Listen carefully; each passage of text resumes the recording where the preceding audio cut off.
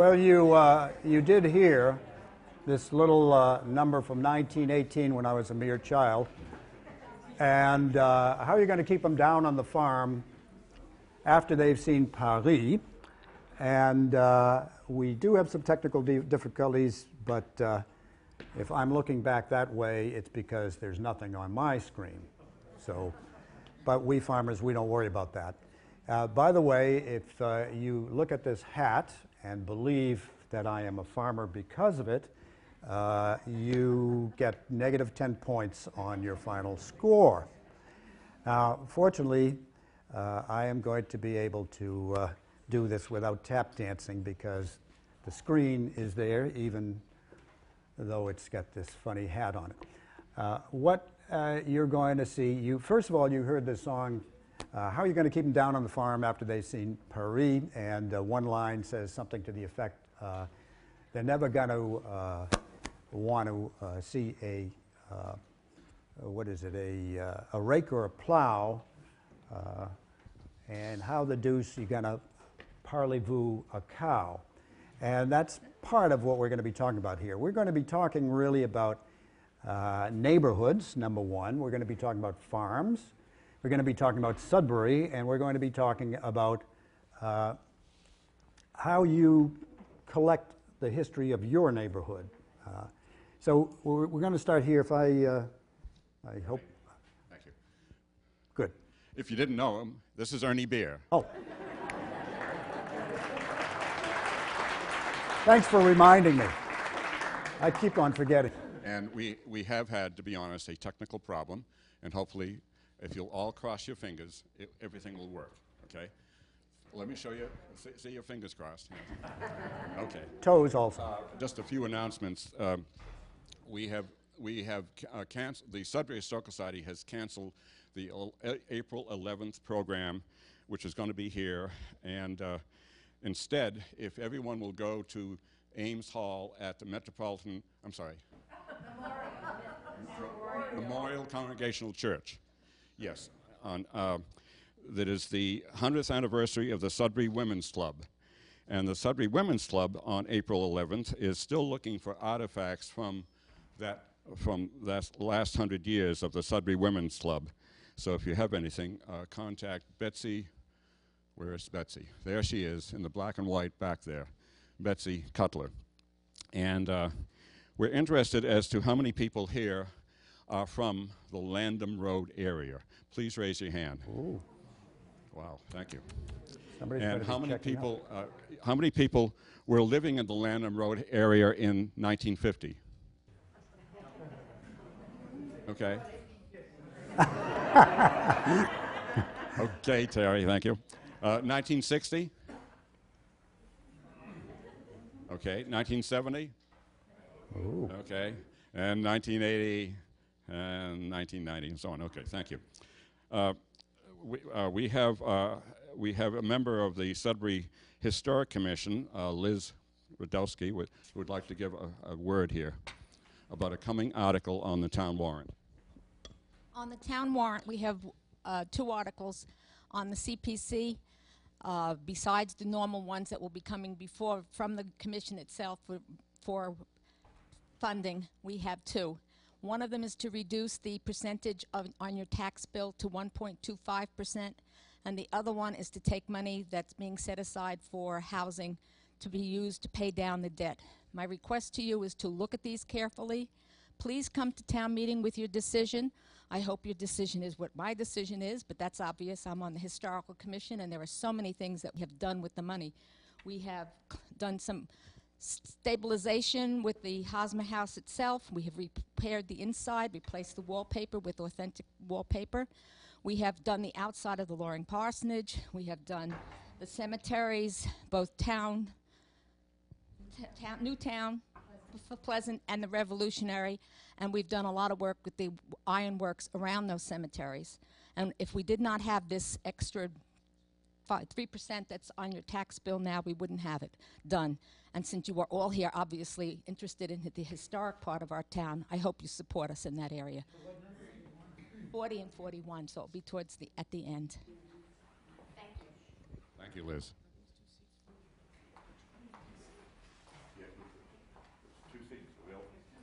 seats. Hmm? It's too late. We have 3 seats up here. 3 seats. So we'll be selling them soon. Yeah. This is the largest attendance, and if anyone has a camera, we'd appreciate a picture of this. So thank you, everyone, for coming. We do have a series of maps that the Historical Society created with Chuck Zimmer's help that are back there in 16 by 20 size, available for purchase, framed or unframed, of 1794, 1830, 1875, which Ernie has utilized because we love maps, and we are still, we collect maps of Sudbury. We are very large collectors of Sudbury history. We are getting things every day. Thank you, studio, control room. I want to thank Winnie Grinnell for giving us a bunch of postcards just today that are very interesting and antique, which we do not have a lot of. So, Ernie. Could I ask you a question first? Yes, sir. Do we have any copies of Kurt Garfield's book? We have a few copies of Kurt Garfield's book. Kurt Garfield, the town historian, is sitting over here, and he will autograph your book if you purchase it for the reasonable price of $10. And I guess we're ready. And other than that, we do take contributions for, if you care to, we live off of membership and donations, so any donations are appreciated. Good. And he's getting vicious, so here is Ernie Beer. Thank you. Thank you, thank you.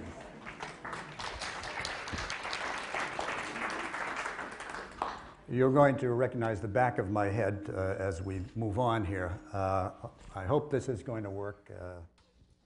We did have a picture. There it is. There it is. Okay.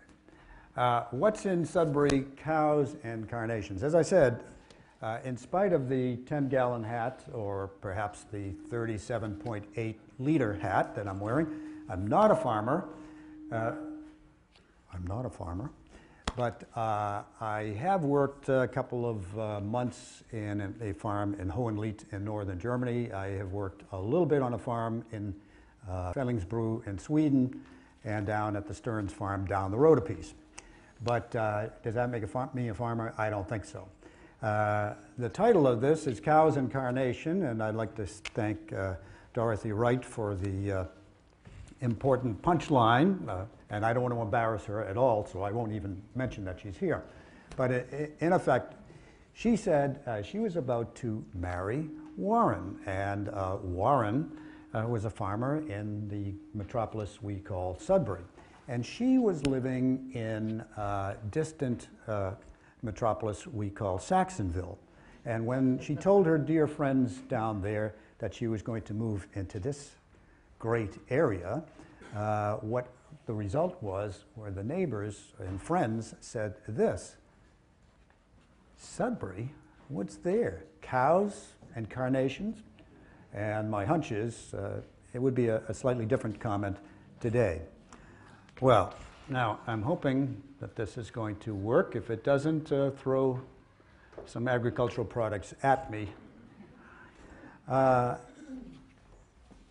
In considering your neighborhood and this Landham Road area, you might want to consider how deeply you can go into history.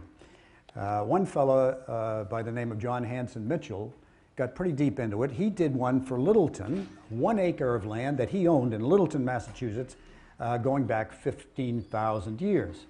I've decided not to do this on the Landham Road area, but he did it by going to geological studies and going to the time when the Indians were there up to the present. I did know a farmer at one time, and his name was Ralph Barton, who lived here in Sudbury, and I asked him many years ago, I asked him, Ralph, how has Sudbury changed since you were a child? And his comment was, more trees. And I didn't say anything to him on that, but I thought, what a crazy idea, more trees. But if you go into your neighborhood and go into the woods, you will notice, and I don't know if I can make a little arrow here, but in the trees you will see what we call a stone wall. And I have a hunch you can put 2 and 2 together and come up with 7, that a stone wall separated meadows in this town and in much of the eastern part of this country. So you get a little bit of a viewpoint of what the past has done and what it looks like in the present. And that's what we are trying to get at. Well, here we are looking at a lovely map. And as Lee says, the Historical Society is really interested in maps. And again, this is not working quite the way I intended it, but down here, you might see the word Sudbury. And if you go up this road, you will see, oh my goodness, we're on the wrong continent. Sometimes it's not just technical breakdowns, but brain breakdowns. This is in the United Kingdom. It is in Suffolk County in the United Kingdom. And this area, this little village is spelled Lavenham, but pronounced Lanham, Lanham, no D. And Sudbury is down here. But we've got to move to another continent, and that's what I intend to do now if anything is going to work according to plan. Why this little wireless network thing keeps on coming on, I don't know. But this is a little more recently. Back in 1830, as you all remember, we have the town, and we have this road here, which went to Worcester, which we call the Post Road, or even better, Route 20. This, if you can read this, and you may not be able to, but if you went and purchased one of these maps from Lee, you could buy that Rolls-Royce car he was looking at, and you would see this says the road to Framingham, the Framingham Road, and that's what Lanham was, I think, until about 1915. In 1915, I think they decided to make it Lanham and drop a D in there. I don't know why. And you can see these little black rectangles here, and those are homes. And you can see there aren't too many of them, but you can see some of the names. We have John Goodnow.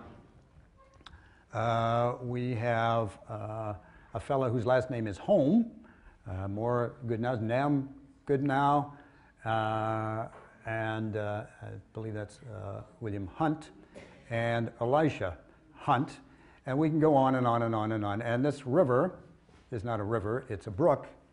And as we look at different maps, we're going to find that brook gets some quaint names. I'm going to call it Lanham Brook, but people give it all sorts of different names. And if we move on, again, pardon this low-tech approach to it. Oh, did it move? No. We're trying to get up. Okay, 1875. We were really rolling through time. This is 1875, and if you look at those little black rectangles there, you will notice there are more people living in Sudbury. Quite a few more. And this, again, is a Lanham Road. This is what we now call Pelham Island Road. This, I believe, is what we call Raymond Road now. And you have the brook. And if you look at it, not only do you see more of these little rectangles, homes, but you also see, it'll say small fruits, it'll say vegetables, farms, all around this whole area. And the brook is still there. And this is going south, and the kind of the beginning of the Sudbury River coming up through the southeastern part. So we're kind of honing in on this area as we get deeper into this, although I'm going to make comments about some other areas very shortly. 1875, we're going to move a little bit further in time. I think we are, maybe we're not. Yes, okay. And now we're getting really up there into the, I think this is 1898 or 1889, depending on my memory. There's Hurd's Pond. And this is Pelham Island Road. Pelham was the first treasurer of Harvard University, and somehow He got a land grant for the, I guess, that island and got it named after him. You can see there are Eatons here. There's a Smith with an E here. There are Butterfields. And we're going to be specifically honing in on people who had albums or pictures. And so we'll be talking about Charles Austin Wright. And some of the Wrights are here. I think we've got the Wright family over on my left. And we've got Addison Ames, and we're going to talk about the Ames album.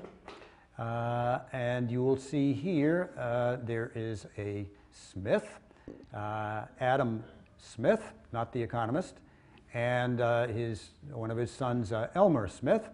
And probably on one of those previous maps, I wonder if I just try, it's not easy because I can't look at my own screen here. I'm just wondering, on the early map, you probably can't see it, but there are really two Browns on this road, which is Woodside Road. There were two Browns, one Hope Still Brown Sr. and the other Hope Still Brown Jr., and we're going to talk about houses they had. So let's move up again. A little close up here. I can see it a little bit better. And then we will move up into what I call present. And this is a map of the area. And you'll notice some changes. You're going to see here many, many more little roadways because it is now residential. Many homes. You can see a little green dot there, and that dot is the Loring School on Woodside Road. And I'm going to move one more slide ahead. I was trying to waste some green ink, and I succeeded. And so what I did was to circle some of the things that you can do in your neighborhood. You can look at maps, and you can look into the past through these maps. Up on the top, by what this map, as I said, people like to be different, so you have it called Allowance Brook, Hop Brook, etc. I still call it Landham Brook, but it's up to you. Up on the top you see Coolidge Lane. Well, George Coolidge and some of the other Coolidges ran quite an operation up in that area where it meets Route 20 these days. And you can see naturally Landham Road. I don't know if I can get to these things here too well. Blackmer's had a farm. There's a Blackmer Road. Beckwith's had a farm. Beckwith's here. Cutler Farm. I think some of you people are going to have the opportunity to see Hal Cutler's vehicle in not too distant future. The Cutlers and the Goodnows have been here quite a while. The Letterys had a farm, and the Wrights had a farm. They're really down here now. And there's a Hope Still Brown Road right next to where the Wrights live. And the Hope Still Browns were there. I think the senior Hope Still Brown fought in that battle in 1775 when I was a mere child. Here's Cider Mill Road. You can see what some of the business people were doing back in those days, making cider. I can't see if I've got Dawson there, but there were... You're right there. Yeah, am I there? Right there. See, I can't see this on my screen, and I'm nearsighted, but I know you're out there, everybody. So you have a lot of these, and Raymond Road going up here, which will meet Route 20 up here. So this is how things have advanced. So we have a flow of time, and we are going to encounter this noble farmer hard at work here in our fair village of Sudbury. And you probably don't know who this is, but you can see he's exhausted from all the work he's done. His name is George Herman, alias Babe Ruth. I'm going to read from this card here because my memory isn't that good, but and I have to remove my glasses to be able to read. April 30th, 1922, Boston Daily Globe. Nobody can stop Babe from knocking home runs on his new Sudbury farm. He called his farm the Home Plate Farm. And this is what the Boston Globe of April 30th, 1922 said. For the babe is about to become a New England farmer. Yes, he has bought the Sylvester Perry Farm, located on Peekham, P-E-E-K-H-A-M Road. First of all, I don't think that's the way we spell Peekham. And secondly, the farm was really on Dutton Road, but that's called poetic license, I think. They got it right, though. They did say it was in West Sudbury for a consideration, so gossip says, of some $12,000. Yeah, not too bad, $12,000. The babe says that he is going to work all that is workable of the 155 acres, 12,155 acres of tillable land, woodland, and water which comprise the farm. And there he is. He's going to work every bit of it. And we're going to move up a little bit. This is out in Sudbury, Dutton Road. Time flies, and we're moving on. And now he's made the big time. He's in the New York Times, November 15th, 1922. Babe Ruth returns to farm, tells fans he will reform. I'm not going to tell you the name. I'm not allowed to say the name of the team he played for in 1922. And I will not use nasty words like that. This is what the article said. This is what the article said that Babe Ruth said. I know as well as anybody else just what mistakes I made last season, getting suspended for 6 weeks, throwing dust at an umpire, climbing into the stands after a fan, and other things. Fortunately, they didn't have a long article to tell us what the other things were. I want to tell the New York newspapers and the fans that I've had my last drink until the middle of next October. Tomorrow, I'm going to my farm. And he did go to his farm, and because he was not allowed to play for a while. I'm going to read one more headline, and that one is from 1925. So 3 years have passed. Boston Daily Globe, January 22nd, 1925. Babe is done with farming. To sell South Sudbury home and live in Florida. Yes, he thought St. Petersburg was nicer than Sudbury. I can't believe it. Ruth said, farming is all right for a retired businessman, but for an active baseball player, it's not so good. I'm through farming in Sudbury. You can see how exhausted he was in the picture that I showed you. Well, so there we have a farmer who was not really in South Sudbury. And don't ask me why this little wireless comment keeps coming up. But now, here we have a real farm. Look at that barn. Is that a beauty or what? And this farmer was named Henry. Henry, and I should ask Lee what his middle name is. What was your middle name, Lee? Chevrolet? Oh, no, Ford. Henry Ford. And Henry, depending on which newspaper article you read, either had purchased 1,500 acres, 2,000 acres, or 3,000 acres. And Henry was born on a farm in Dearborn, Michigan. And he got interested in the Wayside Inn and that property. And it's not fair to say he wasn't interested in farming. He was. He purchased the land. He wanted water rights.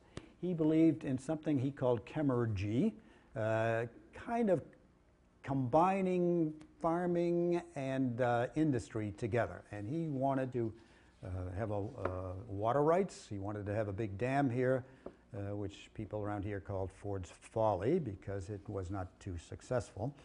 And he tried to buy up a lot of land from local farmers and succeeded. One did not play the game, and his name was Giuseppe Cavicchio, and he said, I don't think you're offering enough. And Henry ended up losing that battle.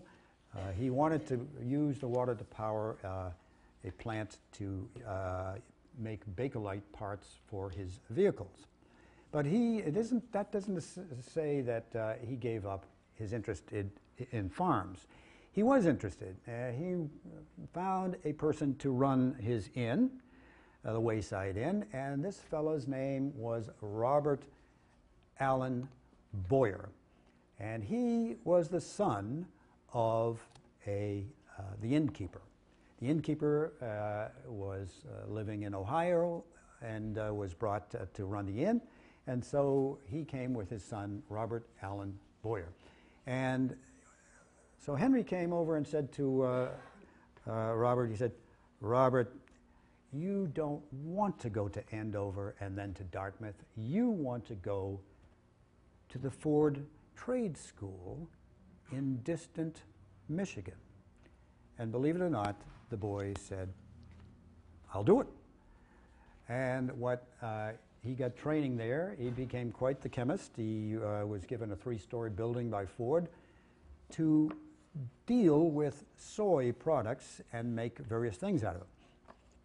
And in doing this, he did the following. He came up with fibers made out of soy. He came up with plastics and paints that came from soybeans. In fact, I think it was 1995 when Ford's main plant in Michigan there stopped growing something like 300 acres of soybeans around it.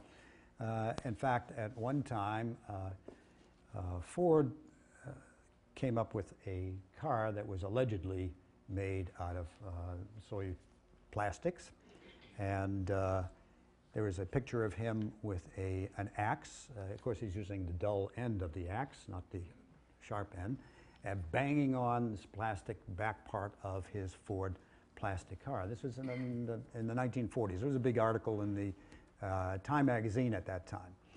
Well, what happens is the war goes on in the 40s, and the Air Force actually takes over part of that area, and this kind of fades into the background. But soybeans were a big part, and farmers were employed thanks to Henry Ford. By the way, you will be later on at another presentation hearing about the Cavicchios, and remember Giuseppe Cavicchio kind of put a slowdown on Ford's idea of making this big factory in town. But if you go to the Wayside Inn, part of his farming purchases, you can still run into horses, and if you're there in the summertime, you can see that there's a farmer's market there. So it has not all disappeared.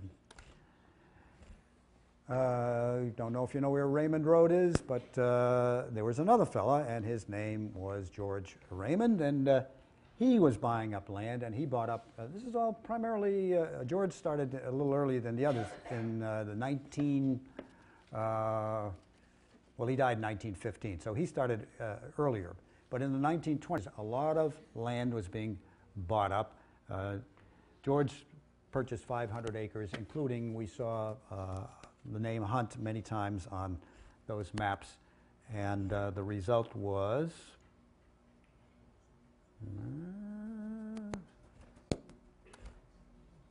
not doing it, was the 500-acre purchase.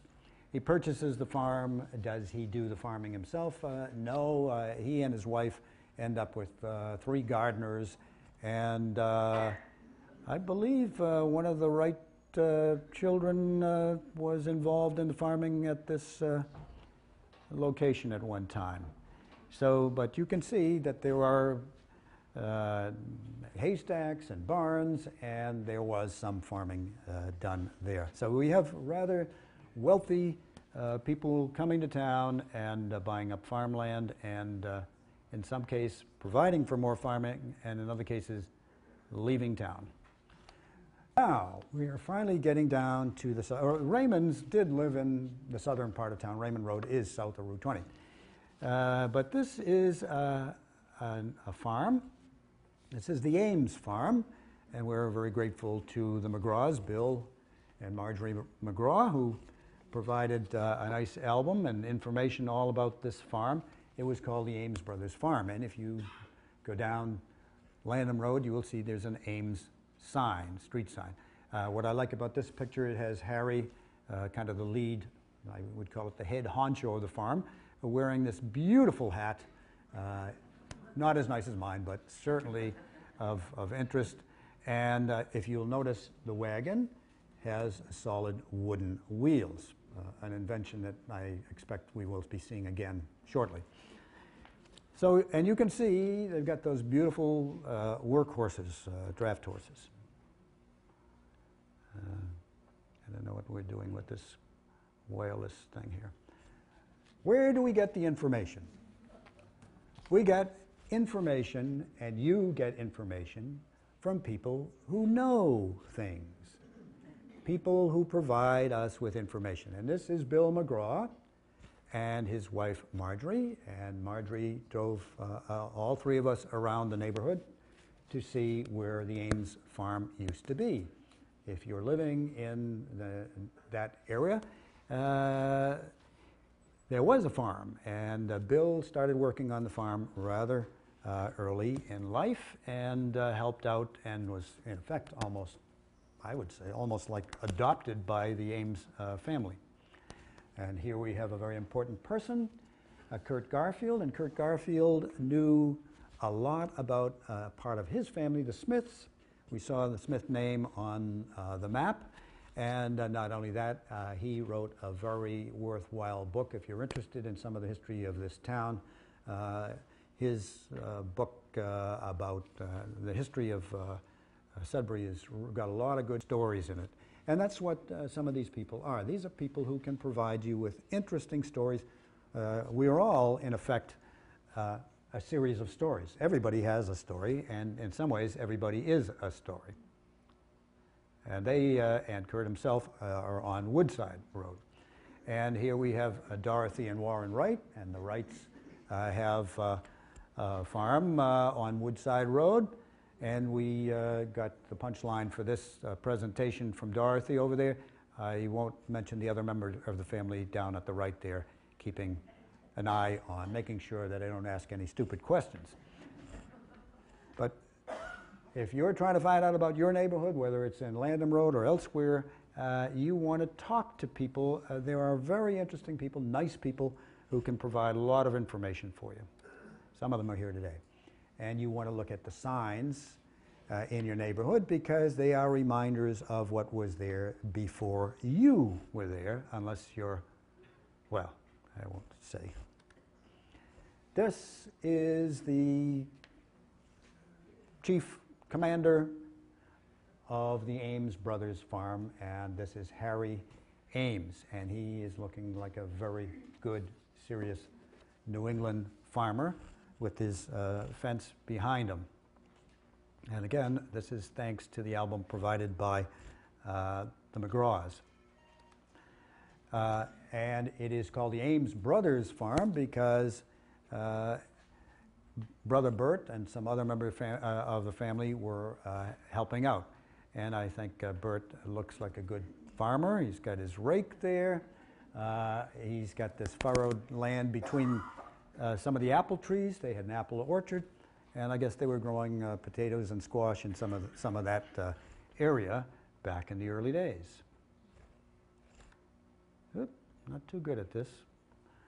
There's Harry again, and another member of the family, Clarence. Two Ameses and the dog Rover. And they were on that same wagon, it looks to me. I think those are solid wooden wheels, and you can see some of the property, the buildings that were owned by the family.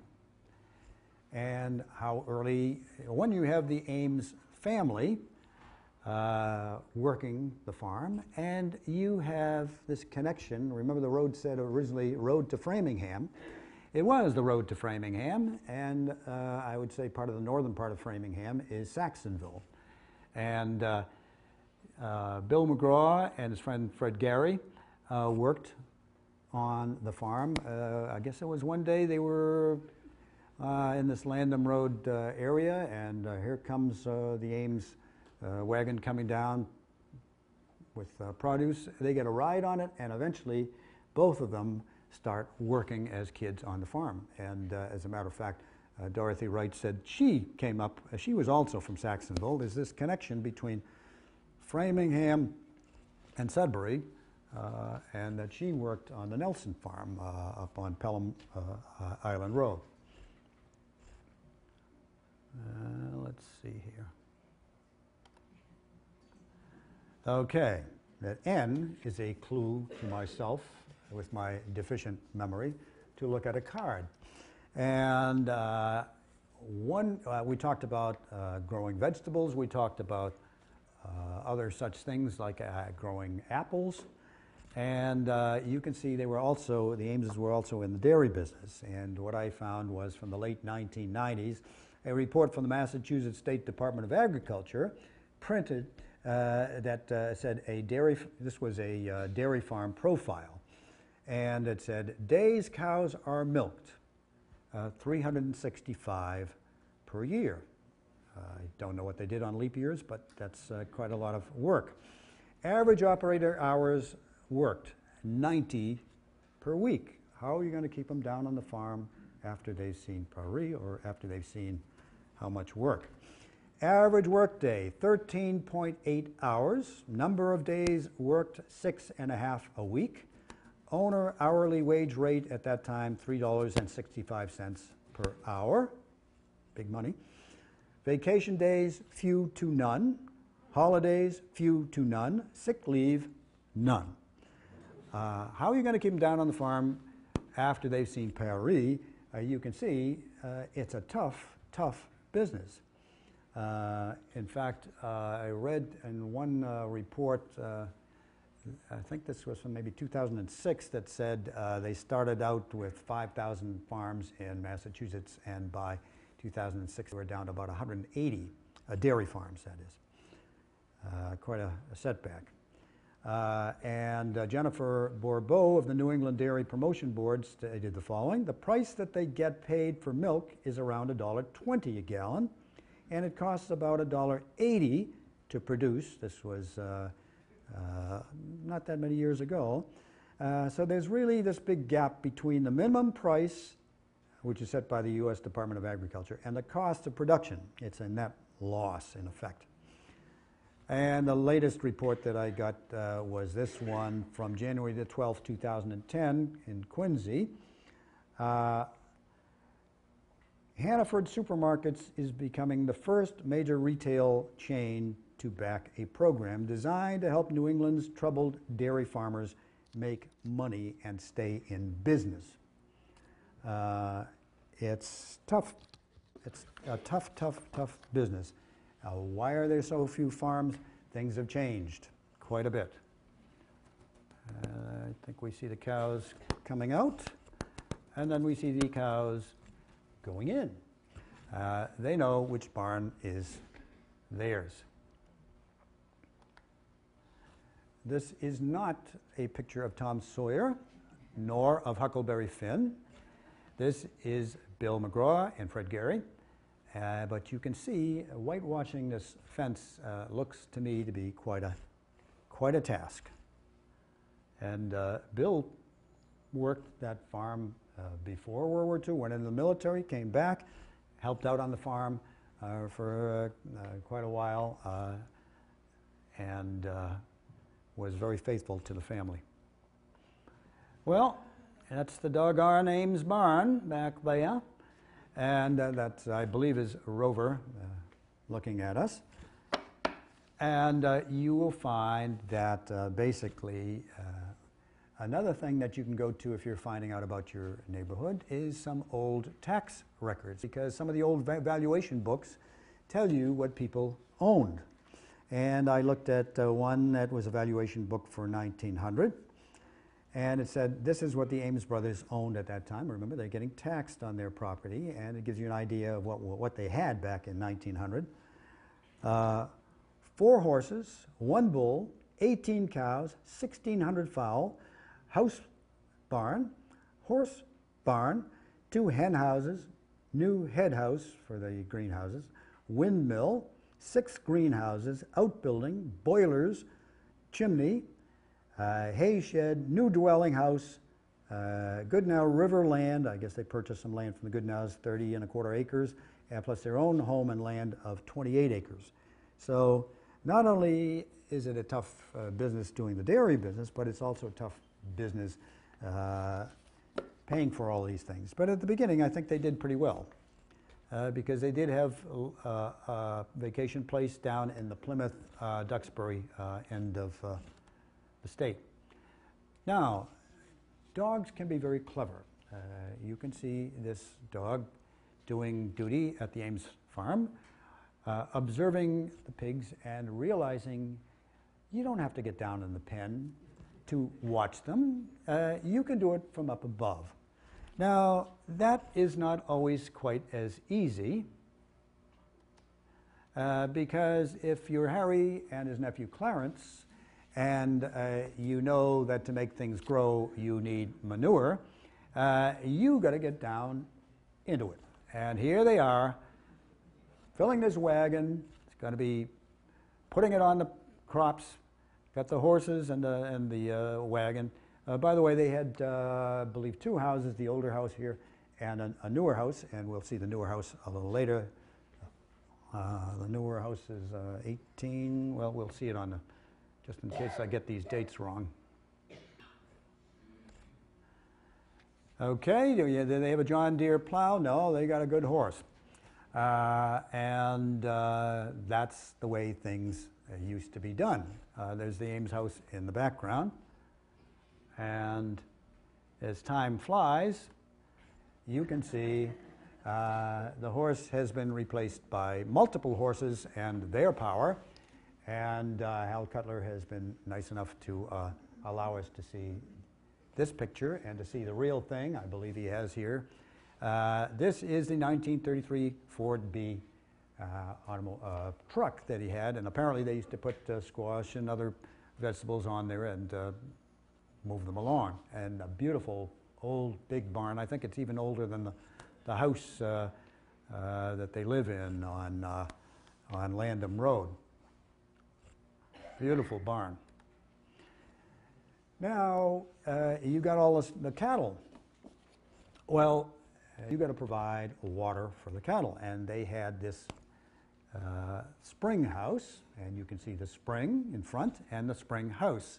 If you go there today, you won't see the spring house. It is now gone, but the spring is still there, and some Indian relics, I believe, were found in that neck of the woods.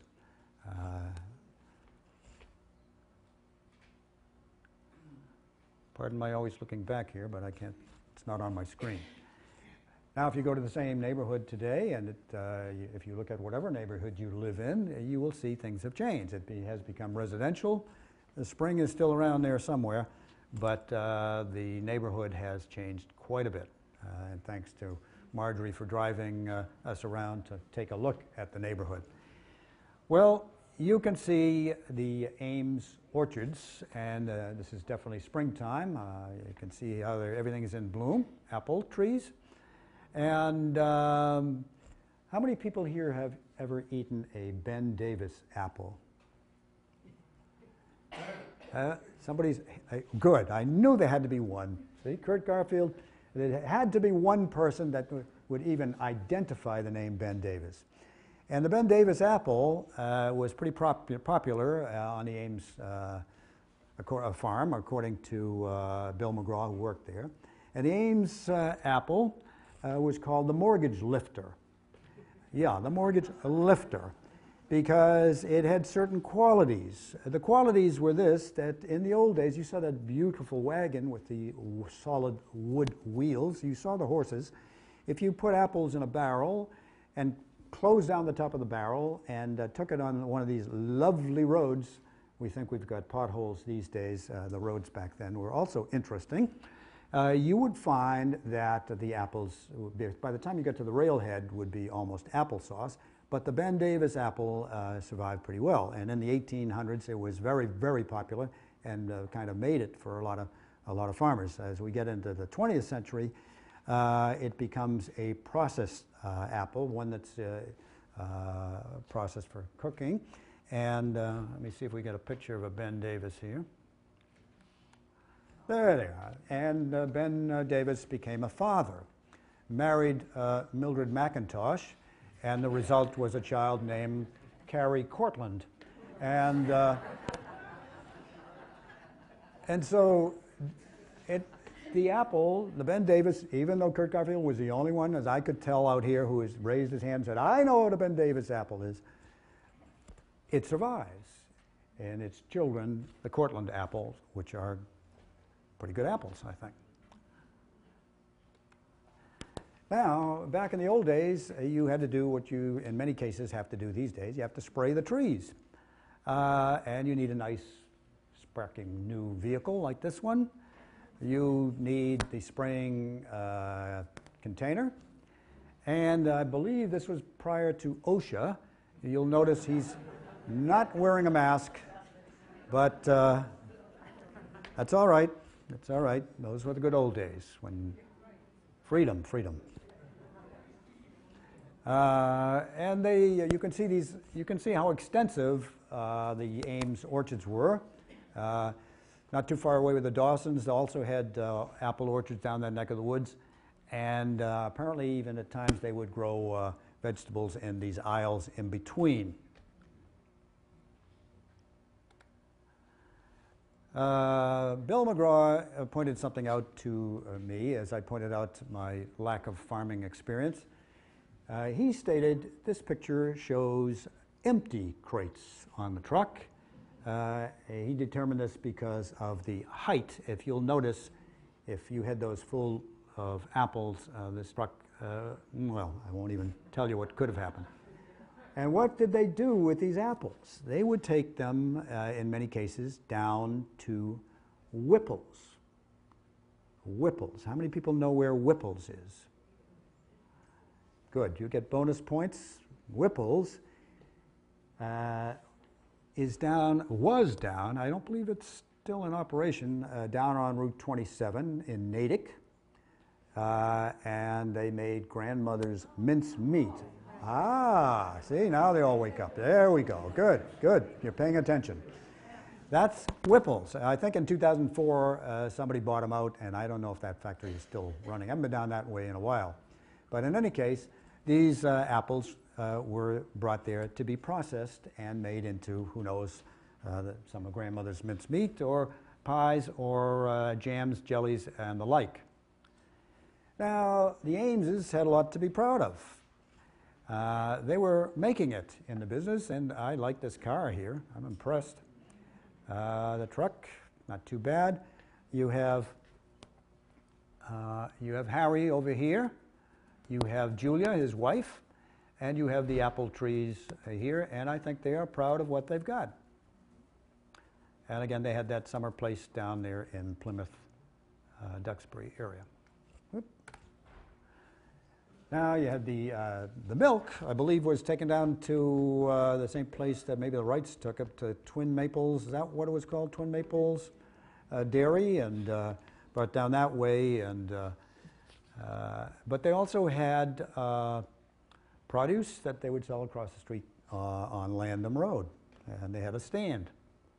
So multiple sources. Julia, Harry's wife, kept a nice garden in the back, a nice arbor, and she would have family members come out, and she would have church people come out, and she would show them all good time picnics and the like. Nice yard. Well, I don't want to bog down on this because everybody would be racing over to that table over there.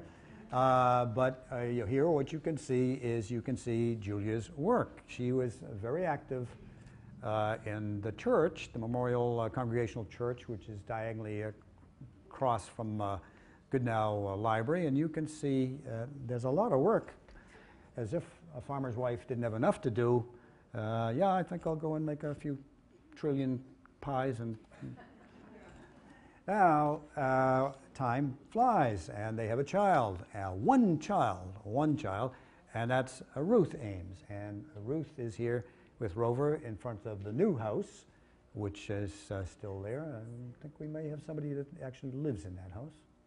Right here, see? We have some people that can contradict everything I've said, but we won't let them talk.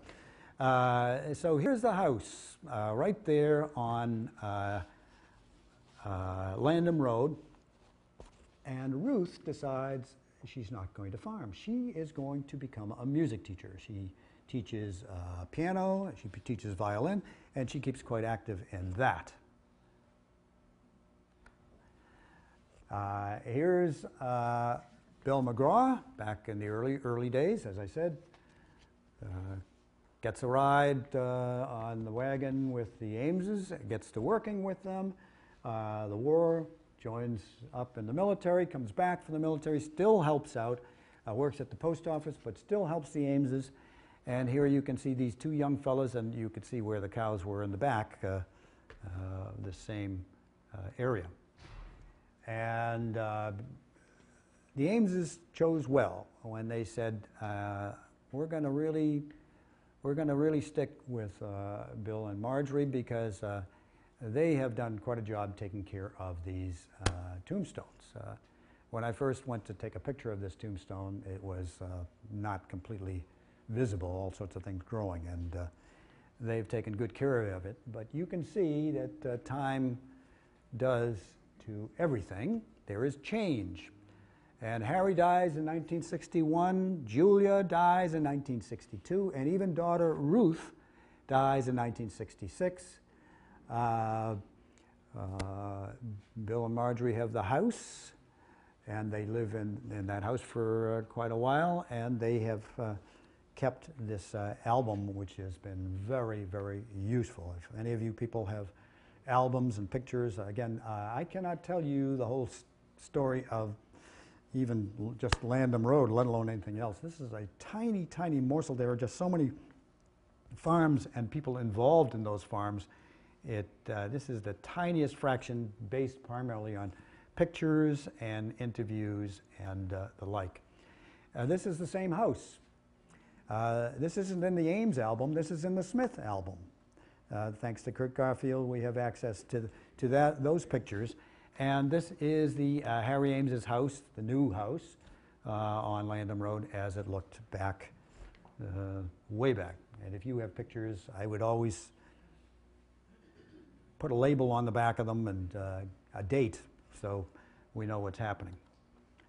And now we're bringing this up to date. And here it is, 1886. Looks pretty good to me. This is the new house. There were two houses that the Ameses had. I believe that shed was in the back before. It looks like it's a garage now, and it's over on the left. You can see it. And how do we remember people? The street sign, Ames Street, the Ames Road, the sign 1886, Ames on the house. And if you go over to Memorial Congregational Church, you will see, again, this is across from the Goodnow Library diagonally, and you will see Ames Hall. And if you go into Ames Hall, you will see people are not forgotten. You have Julia A. Ames and Ruth I. Ames in loving memory for their generosity and devoted service to the Memorial Congregational Church. So people are remembered, and that's how we do remember people, by keeping notes on the present and making CDs and making albums to remember them. We're going to move on now to another family, the Smiths. We saw that there was an Adam Smith, and he had two boys, Henry and Elmer, down on Woodside Road. And here he is. And he's quite the guy. In 1898, he has a catalog, and in this he tells a little about himself. A hard-working seedsman who began 20 years ago with only a few rods of ground, a hoe, a spade, and a wheelbarrow, and he's really telling a little bit about himself in his catalog. So it's not exactly, in some ways it's more than what you'd see in maybe a Burpee catalog or whatever. Here it is, 1898. You can tell a little bit about his personality as well. He throws in a poem, and says, and this is from John Greenleaf Whittier, "Now is the seed time. God alone beholds the end of what is sown. Beyond our vision, weak and dim, the harvest time is hid with him." So he has an interest more than just in seeds, more than just than farming. He has multiple interests. Even though I never met the fella, he seems like quite a guy. The Smiths, they also kept information from neighboring farms. This is Cherry Meadow Gardens in Framingham Center. Whoop, time flies when you're having a good time. Now, I don't know if you can do this these days, but this is what was done. In one of his catalogs, he has people giving endorsements. Okay, you got an ex-senator, pastor, superintendent of the Sunday school, grain dealers, manufacturers, you name it. They're all there, and what do they say? "We, the undersigned citizens of the town of Sudbury, do hereby certify that we have personal knowledge of Mr. Henry N. Smith of this place. He is perfectly trustworthy, and we feel assured that all who favor him with the patronage will be fairly, F-A-R-E-L-Y, and squarely dealt with, and would further advise all who wish to purchase reliable garden and flower seeds to give them a trial order." Well, sounds good to me. I'll buy. There he is as a youngster. Well, not too young, but looking quite elegant with his stiff collar and his bow tie. And so you can see the gardens here. There are two of the Smiths, and they are growing things for seeds and other purposes. This is the Adam Smith house, the father of Elmer and Henry in the wintertime, in the early days. And we can see how things have changed as we move into the present. And here is the house as it looks today. Looks pretty good to me. Not bad. I'm trying to think, is this 94 Woodside? 94. I'm glad somebody's got a memory. Mine went 10 years ago. 94, this is pretty good shape. And Henry does care about home. He has a picture of the old homestead at Woodside. I'm going to have a tough time reading this here because of the technical difficulties here, but he's got a poem by Cowper, The Fond Attachment to the Well-Known Censorship. Whence first I can't read it because it's not on my screen, but the fact that he throws he cares about his home, he cares about his business, and he has, now this you might find in a Burpee catalog, people from Lunenburg, Vermont, and Berlin, Mass, and East Jefferson, Maine, saying, "Oh, geez, your product is a good product." Okay, this time it's not the local senators and the like. Now, you can tell a little more because I don't know, I have a hunch he isn't selling dandelion seeds. If he made money doing this, I would be a millionaire because I don't need to purchase these seeds. I can do it myself. They grow without any help. The dandelion. "Oh, dandelion, yellow as gold, what do you do all day? I just wait here in the tall green grass till the children come to play. Oh, dandelion, yellow as gold, what do you do all night? I wait and wait till the cool dew falls and my hair grows long and white. And what do you do when your hair is white and the children come to play? They take me in their dimpled hands and blow my hair away." So and you can see this is hand typed. So I think he's really interested in nature. Now you do have things that are pretty standard fare for catalogs, even these days. This is Brother Elmer. in front of Kurt Garfield's house there, Elmer, and his wife Georgie, and Kurt told me that she was quite the photographer. I have a hunch this particular picture she didn't do because she's in it, but they're looking ready to be the stars of the show. And this is the house. I apologize for all this. As I say, we have some technical problems here, but this is the house that is still standing there, and that is 106 Woodside, or is it something like that? So here is the house, and you can see what the neighborhood looked like on Woodside back in the days. A field right next to it, and all these add-ons behind, and the other older house back on the other side. And if you look at the house today, 106, you will see it still has the stone around the porch. This is an older picture from the album that Kurt has allowed the Historical Society to keep alive here. And this is Woodside Road as it doesn't look today. But you can see these stories about taking the apples anywhere. We do have potholes today, but this is pre-pothole. Okay, and this is the house as it looks pretty close to today. Same house, same stonework on the front, but you can see that the neighborhood has changed. You can see to the left the field. There's no field there. There are houses. Things change in time, and so do neighborhoods. Whoop. Now you get a full-fledged view of the house, and look at all the stuff that's behind it.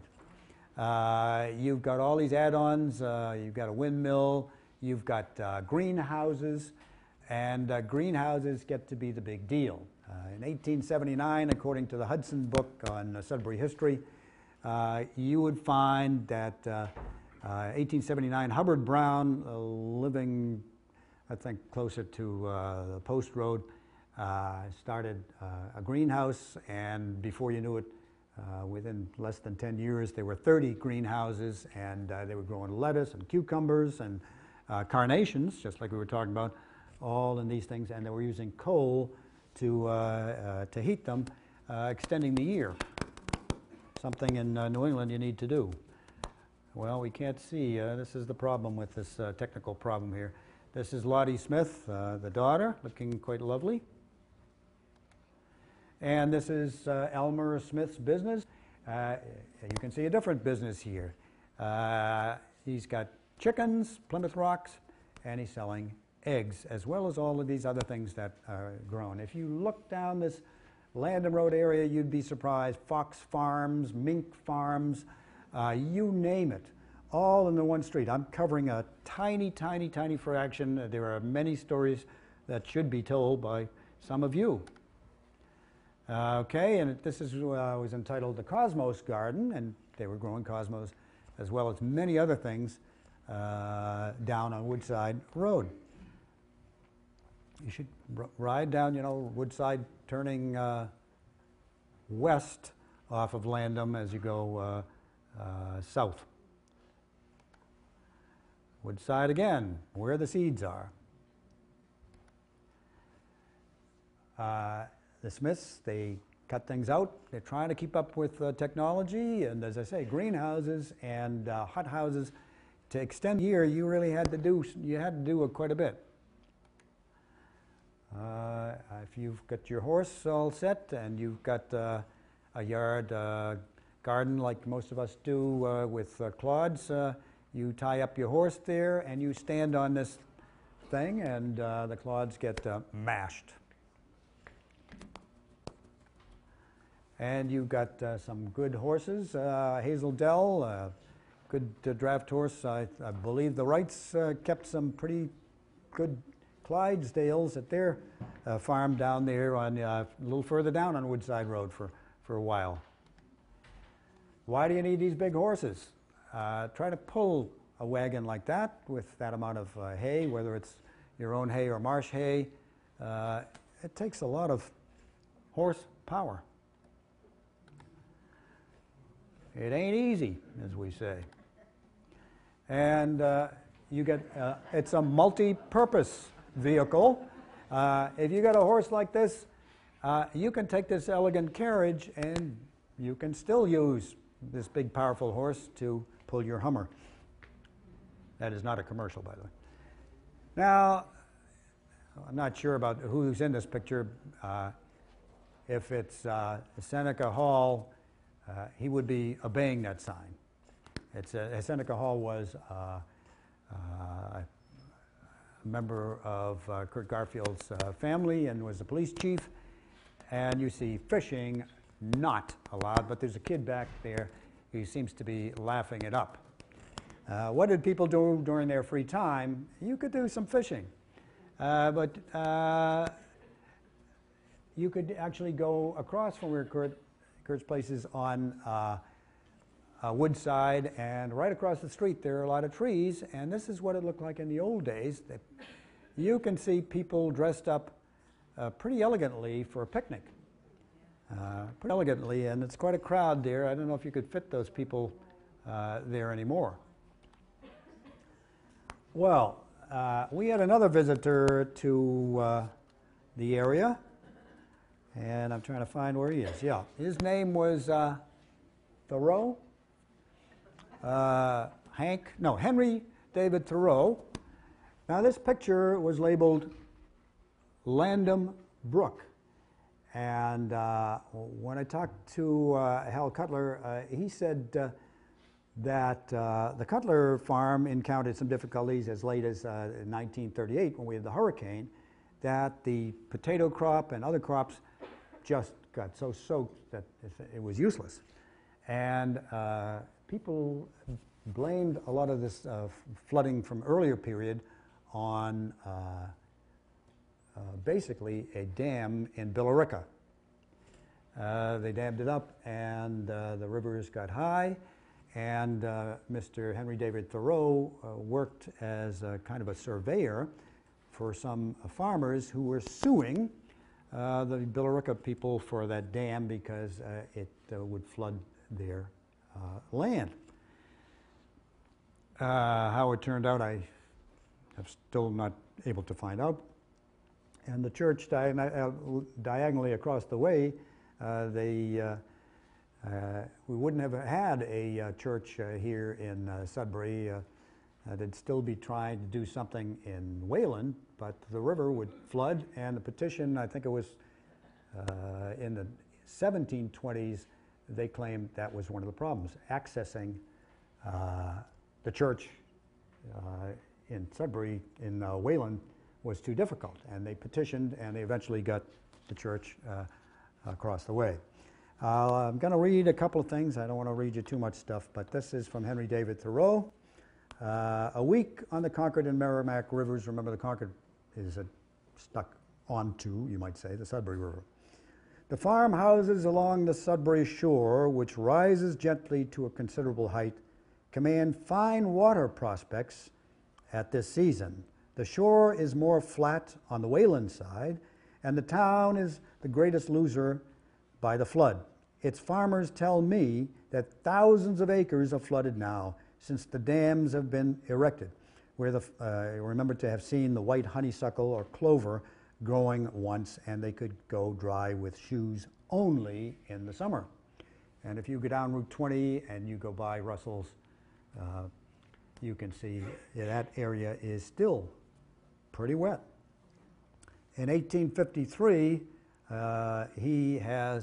he's coming to the South Sudbury neck of the woods, and he's got a title that says Hope Still Brown, and we remember there were two Hope Still Browns, and he comes up here and gets on the land of Hope Still Brown, and it says, to north part of Framingham, surveying near Hope Still Brown's in Sudbury, even though he's primarily talking about Framingham. He said there was he talked to a farmer, and the farmer said, he said there was a tame deer in the wood which he was in the field with the day before. He told me of an otter killing a dog and partly killing another. He sold lately a white pine tree about 4 feet in diameter, which brought $23. not including what was used for fuel, and they saw it 80 feet in length of it. He saw the Solidago odora, which I guess is like goldenrod, in the woods there, but not in bloom nearly. Leaves full of pellucid dots and yielding, after being in my pocket all day, a very pleasant fragrance. Many farmers are now, this is 1853 in August, are now troubled to get their meadow hay since the rise of the river. So this fella, Henry David Thoreau, does care. If you go down Woodside Road these days and see people dressed like this with fishing, let me know. Apparently this is near the Loring School, and this is what people were doing. I don't know what they caught. And this, Kurt Garfield said, this was probably part of Henry's business, but the building is no longer there, but Kurt said he would love to have owned that house. This is on Pelham Island Road. I don't know if any of you were down that neck of the woods. This is closest to Landham Road. 125 Pelham Island Road, built about 1890, according to the Sudbury Historical Property Survey of 1991. It was once part of the Hunt farm. The Hunts lived down there. And the house at 112 was across the street. It was eventually sold to Henrietta Brooks, and I think this one became a rest home. Let me see what I'm looking at here. That's what it looks like today. Woodside Road hasn't changed a bit, no? Just like it used to look. The Wrights gave property for the Loring School, and I believe Warren actually worked there for a while, and he received a painting of the school. And an artist did this conception of what the farm used to be. We talked about the Hope Still Brown Sr. from the Revolutionary War and his son on the other side of the street. They moved the house, and today where the Wrights live, it's two houses combined. The barn is gone. This one, they have a newer barn. It was burned. Is that what happened? There was a fire?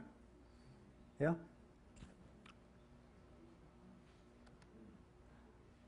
Woodside Road, less traffic, but a few more bumps, yes?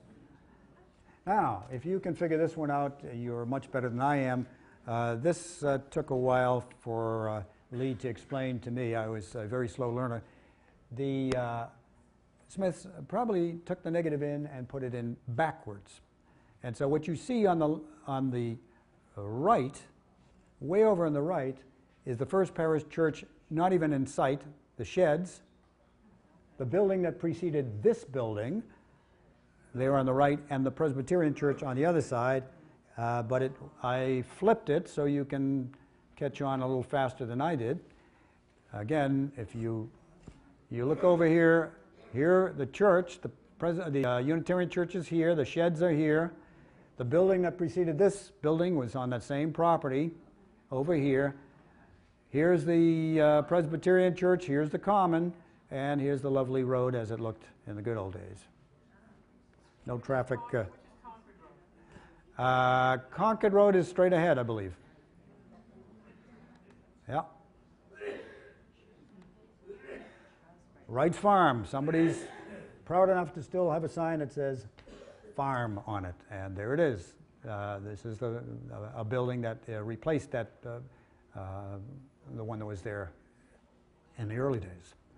And here are the two houses combined. I believe the first Wright I read about was Albert Wright, who was a seaman, who retired and had this kind of as a summer home. And when he bought it in probably 1870s or something like that, it already had been the combination of the two Hope Still Brown houses.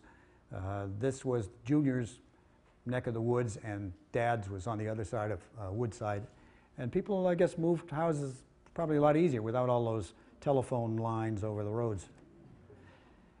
This is on Landham Road. It's called, from the Smith album, it's called Atwood The Atwoods lived there. I think the last people that lived, well, I think Albert Larkin lived there for a while, and Eric Johnson's farm. You know where that is? Yeah. And at one time it seemed like it was going to be sold and made into houses, but I think it's still conserved there, protected. This is Landham Road. This is where Hal Cutler's house is, or the Goodnow house. The Cutlers and the Goodnows intermarried. This is the barn we saw before. This is taken from Pelham Island Road on the edge of Landham. Nice, beautiful house. I think this one's maybe about 1850, maybe somewhere in that range. And this is on Pelham Island Road. The Hunts lived down in that neck of the woods. Elisha Hunt, going way back. And this one used to be, this one and the one we saw on the end of Pelham Island Road were right across from each other. Beautiful house. I think the Nelsons were down there, and Dorothy Wright would come up to this neck of the woods and help out on the farm that the Nelsons ran. Some said Nelson, some said Nielsen. Maybe there were slight changes in the spelling of names. You see this on Woodside Road, Cutler Farm, 1787. Back here there are big houses now. The farm isn't there, but there are reminders of the past. If you're on Woodside Road today, I don't think you can see Green Hill. Green Hill is north of Route 20, but if you cross the road a piece and you go to Pelham Island Road, there's some conservation land, and if you look north, you can get a blast of the past, you might say, and you can see, looking north, this site. And here are people, I believe, is this in, this might be, is this in your house, Kurt? This picture? That's my father. That's your father and Eunice, right? Your father and mother. And are they in the house on 106 Woodside in this shot, do you think? I don't know the number for sure, but it's it was the Hall farm. Okay, all right. Which is off Route 20. Off of Route 20, okay. So this is an early picture of the happy couple just married. This picture comes, Dorothy let me take a picture of this sign, and people who were in farming stayed in farming. I don't know if I could do this shot. It looks like a takeoff of a Gar Wood picture here. Back in the old days. But people from the neighborhood would participate in the things at Chiswick Park, which is now a memory as well. This is Ruth, the musician, Ruth Ames, early on. People, if you don't take pictures and label them, people are going to forget. This is a very good picture. This is Bill McGraw and his two very close friends, Molly and Cliff. And as it turned out, Molly and Cliff, the Ameses, as I said, died off, and the horses were given over to the Drumlin farm. And they were, I guess they were pulling wagons around. So here's Bill. This is before, this is not, I believe, not at the Drumlin farm. This is still maybe at the Ames farm. Goes over there and wants to visit his two friends, Cliff and Molly, who we worked with for a long time. Well, they're not sure they ought to let him do that because they don't know who he is. But they can't move those two horses. And then Bill goes and whistles, and they come a-running. They have not forgotten, nor has Bill. You can't keep a family apart. What did people do in their free time? Well, farmers, as we said, didn't have much free time. But Dorothy writes, whoop, that's what I like about the technicalities here. We move ahead too fast. Said some of the farm families would come up, and including them, they would come up and dance either at this the Grange or in this building. and they would go to dances. And when Lee took me over to the Grange, I thought to myself, I wonder if this was ever played at some of those dances. Well, as we get towards the end of this, you can keep the past alive, make your own album, tape your own story, let Sudbury Historical Society hear your story. If this picture were not saved, we wouldn't know what that farm looked like. And you can grow your own crops and you can buy some local produce. But don't go away thinking all is pleasant, everything is sunny side. Sudbury is still making the big time, and this is in, I believe, in the New York Times. It's 3 days late, so it's probably August 12th, 1925. Remember, Ford's coming in here in the 20s, mid-20s, and Babe Ruth is.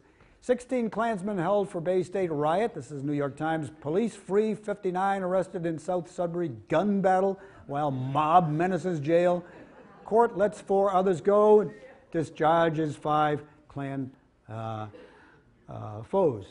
What happens is this is prime time for the Ku Klux Klan, not just in Dixie, but up here. It doesn't last as long up here, but you have this big event, I think it's August 9th. This is from the 12th. I don't know why it came in so late, but there was a farm near the border with Framingham, and what happens is there's a fellow named Pearlie Libby, and he's got a farm down there, and he has Klan members coming over there, and they've met there before. And people from Framingham, Saxonville, you had a mill there, and you had some growing, you might say, industry, and newer immigrants, and they come up. I don't remember 1925 as well as I used to. If Landham was a dirt road back then, but people came up from Saxonville and were mad that the Klan was gathering there. The Klan had met there in that neck of the woods before. Up comes this crowd, and the Klan tries to get more help. They also have, from one report, there were two shotguns, a rifle, a pistol, and ammunition. And there's shooting takes place. 4 or 5 people get shot. One, Alonzo Foley, gets a buckshot in the head, but he survives. They all survive. They go, the police come in. Lieutenant Beaupre from the state police in Framingham comes up, and what he does is he tries to thin out and see who are the real activists. And eventually, I think there were something like down to 24. They go before the court. They have to put down, Judge Blodgett says, okay, you want to be released, you got to come across with $200. And things eventually calm down after this 1925 event. But don't get the idea that all is roses and happiness. What has happened to farming? There are some small farms still going, horse farms and blueberry farms and the like. There are also some big happenings here. You've got the Bartletts there from probably about 1911, growing. I'm glad you people are so fast here. Amazing, amazing. Geraniums, and doing them wholesale. And then you've got another big operation, Cavicchio's. If you go down Union, where Codger Lane is, you will see another large operation. So agriculture is not dead, but there are skeletons in the closet. The Coolidges used to farm this neck of the woods on the corner of Landham and the Post Road, and you can see there were Mercuries there. Eventually these buildings are going the way of all flesh. If you really wanted to get into things and you went down Landham in that neighborhood, mink, fox, dairy, orchards, vegetables, flowers, greenhouses, seedsmen, poultry and eggs, timber, hay, horses, and more. And what happens? What happens in every neighborhood? You have growth, you have time passing, you have South Sudbury neighborhoods, and the result is you have houses, school, cars, and roads, and more. And so this is what happens to neighborhoods. Many ways of looking at it. I let you determine which one is, or which ones are the farmers. I will not participate in this guessing game. Where would you be without farming? Now, you can do without computers, and we almost did. You can do without screens, and we almost did. You can do without electricity. Try to do without food. My hunch is you'll have a tougher time. You got to keep things alive, as did the Wright family, and here are the Wrights on the right ladder, in the right place. And finally, somebody's got to keep these things going. The future depends on you. If you don't keep pictures, and if you don't put things together, and if you don't tell your story, it's gone. So little Cliff Wilson, keep it going. That's all, folks.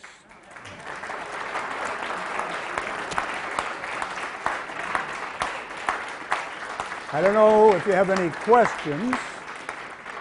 If you do have questions, we probably have, since so many people are from South Sudbury, we probably have somebody here who can answer them. But I can redirect them at somebody who might know some answers. Any questions? Oh, looks like I'm safe, huh? Oh, wow. Herd's Pond wasn't on the earlier map. Herd's Pond was always there, I believe. As I say, that area was there for quite a long time, and as I say, the first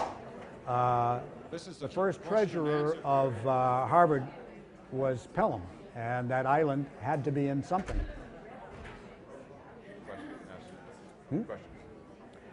Any more questions?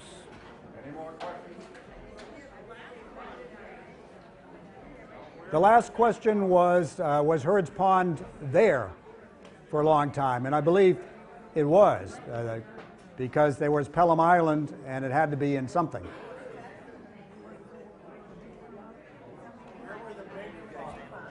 The what farm? The mink farms. There were multiple mink farms. I think there was one up on Coolidge Lane, and I think the Pools. Hello, over.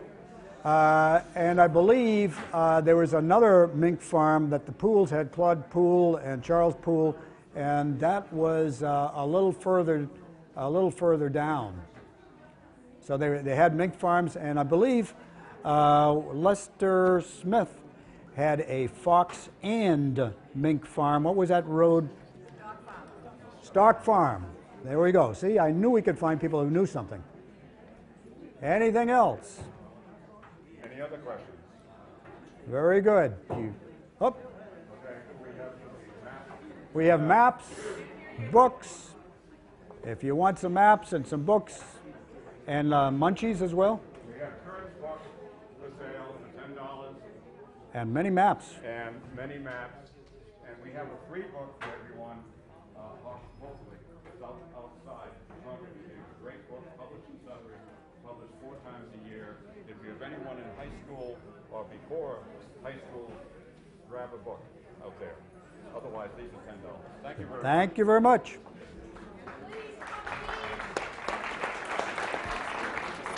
Yeah.